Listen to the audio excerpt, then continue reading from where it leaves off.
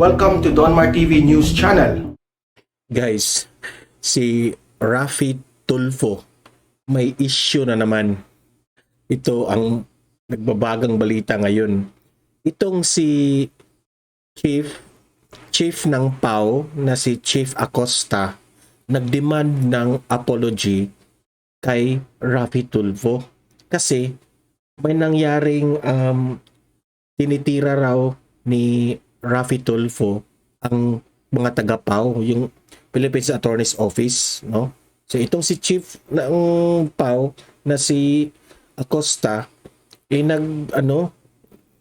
nagalit. So pakinggan natin ang mga sinabi ni Chief Acosta of PAO. Okay? So pero guys, bago ang lahat, mag-like kayo below sa video na to. Like and share this video guys para kakalat ito. Like kung tama ba na iboboto natin itong si Raffy Tulfo. He is running for senator, right? So itong si Chief Acosta na nagdemand ng apology kay Raffy Tulfo, this will be a big twist, no? Kung ano ba talaga ito at dapat ba nating iboto itong si Raffy Tulfo sa mga issue o maniniwala ba tayo sa mga sasabihin ni PAO, Chief of PAO na si Acosta. Okay? So pakinggan natin. But guys, like this video and share this. Okay, like this video. Okay, play natin ang video. Naman kami ng karapatang mag-reply. Mindanao. Magandang araw po mga kababayan, Luzon, Visayas, Mindanao at sa ating mga OFWs Global. Isa pong spot live Facebook coverage ito sapagkat kailangan pong ipagtanggol namin ang aming tanggapan laban po sa ilan na umaatake po ng kumbaga ay wala man lang kami ng karapatang mag-reply. Meron pong isang kandidato na nagsabi na ang mga public attorneys ay wala po sa mga inquest proceedings. Kaya siya po ay magtatayo, di umano, pag naging senador na siya, ng sarili niyang pre-legal assistance clinic. Wow! Sa loob po ng 2 dekada, ito pong kandidato na ito, ay actually nakakatuwang namin dahil lagi po siyang nag-repair ng kaso. At inaasikaso po naman namin. At hindi lang naman siya ang nag-repair. Nag-repair din po ang mga senador natin, ang Office of the President, ang mga kapatid sa media, ang mga network, radio, TV, lahat po nag-repair. Isa lang po siya sa nag-repair. Sa totoo lang, kahit po kumisan meron siyang pinagsabihan na lawyer namin na bobo, ay naging maganda pa rin po ang pakikitungo namin. Raffy Tulfo, sagutin mo ito. Lalo pa nga, at naging talent din po ako ng kanyang network na kinabibilangan. Halos 5 taon pong may issue po ang PAO dyan. Na wala po kaming binabayaran. Ang punto lang, bakit to siya nag-argumento ng isang fallacy? Sa argumentation and debate mga kababayan, may fallacy of hasty generalization. Hasty generalization. Ayan. Aba, i-general mo lahat. Masama po naman yon. Unfair po naman sa mga PAO lawyers namin na halos atakihin na sa puso dahil sa oras ng gabi nagpupunta po sa mga presinto at nag-i-inquest. Yung mga lawyer namin buntis, yung mga lawyer namin diabetic, yung mga lawyer namin na nag-positive na sa COVID ay pumupunta. Raffy Tulfo, hindi ka ba naaawa dito sa mga banat mo sa PAO? Nagbi-virtual pa. Nakahiga sa banig ng karamdaman, nagbi-virtual. Napaka-unfair po na nilalahat mo. Ngay. Ngayon po, Mr. T, kapag ikaw po ay may reklamo sa kahit kaninong lawyer. Actually guys, itong si Chief Acosta, hindi niya direktang sinabi na si Raffy Tulfo, pero obvious, sabi niya Mr. T, meaning Tulfo. Okay? Pwede mo pong isumbong sa akin, sino ba yan? At sabi niya na isang senatorial aspirant ito, tatakbong senador. So wala nang iba. Yung ayaw mag-render ng inquest proceedings sa assistance, tumungo sa akin. Dahil ako po ang tamang tao, modesty aside, na may disciplining authority. Dahil ako po ang kanilang appointing authority. Hindi po ikaw. Ngayon, kung may plano ka pong magtayo ng pre-legal aid clinic, pag senador ka na, abay, teka, hindi ka po abogado po ba kayo, sir? Mr. T. Hindi ko po alam. Ay kayo ba ay magtatayo ng katambal ng PAW, pamalit sa PAW? Ang PAW po institusyon Hindi abogado. na po ito eh. Ngayong taong to, 50 years na po ang Public Attorney's Office sa October 23, 2022. Panahon pa po I think hindi abogado si Raffy Tulfo. ni President Marcos to, siya po nagtayo nito. Ito po yung Citizens Legal Assistance Office. Pangalanan nyo po, sino po ba yung problema nyo na PAW lawyer na hindi uma-attend ng custodial investigation and inquest proceedings? At kakasuhan ko po. Para po sa kaalaman nyo, Mr. T, mahigit 10 na pong abogado ang sinibak namin dito. After notice and hearing. May due process po kami dito. Ayan. Kayo po, parang walang due process ang ginawa nyo eh. Sinintensyahan nyo na kaming lahat na hindi kami uma-attend ng inquest proceedings. Sagutin mo yan, Sir Tulfo. Ano po yung datos namin? Ilan, direct ma yung ating inquest for this year, Haridel? Nakapost po sa FB namin ngayon yan. Libo-libo po. Yan, para sakto. Walang invento, walang false information. Ito po ang summary. Sa inquest po, noong 2016, 200,493 for the year 2016. Inquest and custodial interrogation assistance ng PAW. 2017, 252,000 plus. 2018, 199,700. 2019, 156,456. Bumaba po noong 2020 dahil nagpandemya. Naging 90,691. Ito lang sa akin, guys. Siguro itong si Raffy Tulfo, para sa akin, kasi nag-number 1 siya ngayon sa senatorial bet, di ba? Siya ang nangunguna. Dahil popular yung kanyang show, di ba? The show is so popular na maraming nanonood sa kanyang YouTube channel.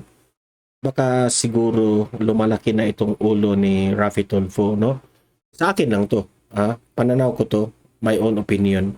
Idol ko naman itong si Raffy Tulfo dahil tumutulong ito sa mga pobre na mga biktima ng mga pang-aabuso ng mga mayayaman o mga kumpanya, di ba? Idol natin to. Pero I think Raffy Tulfo, reminder lang, wag lumaki yung ulo mo. Kasi if lalaki yung ulo mo at titira ka ng kahit sino, kagaya ng mga PAW, mga lawyer yan, no? Before ka titira ng PAW, mag-refer ka muna sa mga, hindi ka babanat agad, kundi refer ka muna sa mga heads, refer ka muna kay Chief Acosta bago ka titira sa mga lawyers dyan. Kasi hindi natin alam kung ano talaga yung mga detalya, mga detalye bago tayo titira. Okay? So, this will serve as your lesson naman. 2021, 85,600. So, ano po ito? Ano po itong datos na ito? May pangalan po ng tao to, may pangalan po ng kliyente to, may clients form pong pinipirmahan ng mga kliyente. Hindi po ito invento. Ay, yung sinabi nyo po, ano po basehan nyo? Sinabi nyo, ito, may transcript ako. Kapag pumunta ka sa inquest proceedings, mapapansin mo, yung mga mahirap, wala silang representation, walang PAW. Saan nyo po pinulot ito? Baka po nung panahon, wala pa po ako sa PAW. Dalong panahon ko po ngayon, napakahigpit ko po. At bago po sila tumanggap ng allowance at sweldo, report muna, report. May actual na tao po yan. Hindi invento. Kami po dito ay gumagamit ng public financial management na performance-based. Meron kaming quantitative and qualitative analysis ng performance ng bawat isa. Pati po ba naman sweldo ng mga lawyer ko sisilipin nyo? Ayan, Rafi Tulfo, klarong-klaro yung explanation ni Chief Acosta. Sana sagutin mo ito sa show mo. Sasabihin nyo malaki sweldo? Nanghihinayang kayo? Ano pong gusto nyo sa mga pao lawyer ko? Bumalik sa dati? Na ang barong ay kupas? Ang medyas ay butas? Yung po yun? At ang sikmura ay kumakalam dahil walang pambili ng pagkain merienda si pao lawyer? At kapag nagugutom ang kliyente, pareho silang gutom? Ano po pa ang gusto nyo? Sa totoo po, nasaktan kami lahat eh. Ang laki ng ahensyang ito, nationwide, aatakihin nyo, publicly. Sa isang istasyon na, alam ko, yung may isang may-ari. Ayan, Rafi Tulfo, bago ka titira ng isang departamento like ng PAO, sana naman mag-ano ka muna, research ka muna. Hindi ka kaagad titira, no? Sometimes nagiging one-sided ka kasi. Diyan, naging boss ko rin at sumuporta sa PAO, sa mga mediation program namin. Tsaka paano kayo magtatayo ng sarili niyong legal aid clinic?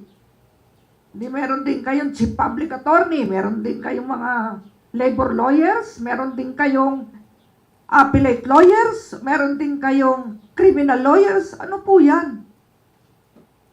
Gusto nyo i-duplicate itong opisina namin na may mandato po to. Republic Act 9406 of 2007, amending EO 292 of 1987 of... Alam mo guys, nung tumatagal, no, na itong si Rafi Tulfo, na nagiging number 1 ngayon sa senatorial bet, lumalaki yung ulo. At the same time, unti-unting umiepal itong si Rafi Tulfo. Remember nyo yung yung tinitira niya si Duterte, yung tungkol sa ABS-CBN, na iipalan rin ako doon eh. Kaya ngayon ito na naman. Tita Cory. Ayan. Amending also PD number 1 of President Marcos. Institutionalize po itong PAO. Huwag niyo pong gibain. Katunayan, magiging justices po ba ng Supreme Court yung galing sa PAO kung walang patotoo sa masang Pilipino ng kanilang mabuting gawa at kasipagan? Magiging justices ba ng Court of Appeals, ng RTC, MTC, magiging fiscal ba itong mga lawyer ko? Kung sila ay tama dito? Eh, ang gagaling yan. Kaya sila ay nahirang ng JBC na maging judges, naging prosecutor, dumaan sa screening ng Department of Justice. Eh kapag nga po nakapila dito yung pinadala nyo, darating dito, gutom na gutom eh. Magkukwento, ang haba ng pila daw sa istasyon. Sila ay pumila mula madaling araw. Yung pala sa PAO din sila i-repair. Kaya sabi ng mga PAO lawyers namin, dumiretso na po kayo dito kasi kahit naman po wala kayong sulat, nadala, galing sa kanino man, ay aasikasuhin po namin kayo. O, kung meron kang reklamo sa mga PAO lawyer ko, sabihin mo kung sino't kakasuhan ko. Tatanggalin natin dito. Hindi yung lalahatin mo lahat. At alam mo, Mr. T, makikiusap ako sa iyo, my PAO lawyers and the Public Attorney's Office as a whole is entitled to an apology for you. Nilalahat ko na, kaya singular, is entitled. Lahat. Sagutin mo yan, Sir Rafi. Tingnan natin kung mag-apologize itong si Rafi Tulfo. Okay? Bibilib na talaga ako pag-apologize itong si Rafi Tulfo. No? Rafi, if mag-apologize ka, buboto ako sa inyo. Bibilib ako. Kami, mag-apologize ka. Hindi ka pa po na uupong senador tinitira mo na kami. Where is your basis? Nasaan na resibo mo? Nasaan na ebidensya mo? Sinong kliyente pinabayaan ng PAO? Imagine pandemya. Ilan ang nasilbihan ng PAO? 2020, 90,691. Sa inquest pa lang yan, 2021, 85,533. Eh ano to? Oh. Kung wala kaming ginagawa, huwag niyo po natin gamitin ang PAO. Mr. T, please spare PAO from politics. Kung gusto mo, ako na lang tirahin mo. Ako na lang. Ako na lang. Pagkatao ko. O ako na lang. Huwag na yung mga tao ko. Ang bait-bait namin sa'yo. Sinusuportahan namin programa mo para hindi ka mapahiya sa mga pumunta at pumila dyan. Priority namin. O kahit may kasabay na galing sa DOJ, galing sa Office of the President, Office sa Senate, Congress, sa media, ikaw inuuna. Huwag mo lang kami pagsabihan, bobo. Bobo, tamad. Sabi naman. Ako na lang tirahin mo. Huwag na yung mga tao ko. Grabe. Subscribe. So, ayan guys ha. Galit na galit si Chief Acosta of PAO. Raffy Tulfo, kung narinig mo yung sinabi ni Chief Acosta, klarong-klaro, bibilib ako sa iyo if mag-apologize ka. Okay? Sometimes we have to be careful sa ating words, no? Kasi tinutulungan ka sa mga PAO lawyers, no? Sa mga nagrereklamo. Yan, para mapabilis yung mga kaganapan ng mga sa kaso nila. So, be fair sa iyong mga komento, sa inyong mga tira sa show. Kasi sometimes we go beyond the line already, Sir Tulfo. Idol ka namin. Nagpapasalamat kami kasi meron kang programang ganyan na tumutulong sa mahihirap, pero see to it naman na hindi lalaki yung ulo natin. Hindi ibig sabihin na mag number 1 na tayo sa magiging senatorial lalaki na ang ating ulo. Okay? Yun lang ang ma-advise ko sa iyo, Sir Tulfo. Kasi ako, hindi naman ako attorney. Ako, hindi naman ako political expert. No? I'm commenting, I am reacting according to a normal Filipino citizen na basic comment, basic reaction. So, huwag mong lahatin if titira ka ng isang kumpanya kasi sometimes na-overlook natin na nagiging one-sided tayo. Yun lang po. Sa mga viewers ko naman, before you vote sa mga presidente, vice president, or senator, look closely and filter kung sino talaga yung karapat-dapat nating iboto. Dahil sometimes merong mga kandidato na nagiging plastic na, hindi nagiging totoo. Okay? So careful tayo. Please like this video. Please like para kakalat ito. Please share this video para alam natin kung ano ang mga kaganapan ng mga tumatakbong senador, presidente, vice president, para alam natin itong mga ugaling mga taong ito. Okay? So be careful with your vote during this May 9 election. Okay? Kagaya nito, number 1 si Raffy Tulfo sa senador, but it doesn't mean na magaling ito lahat-lahat. Okay? Think wisely. Sa example nitong pangyayari, mag-think kayo wisely if dapat bang iboto natin itong si Raffy Tulfo o hindi. But it's not the end game. Still, we have to evaluate first sa ano talagang mga nangyari sa issue na ito. Okay? So, subscribe to my channel, Don Mart TV, Facebook, Don Mart TV, YouTube, Don Mart TV. Subscribe and follow para updated kayo. Hit the notification bell. Meron tayong daily news. Okay? So, it's a big help na i-inform tayo sa mga tamang balita araw-araw. Okay? So, hanggang dito na lang. I hope nasa mabuti kayong kalagayan. See you in my next video. And God bless to all of you. Bye.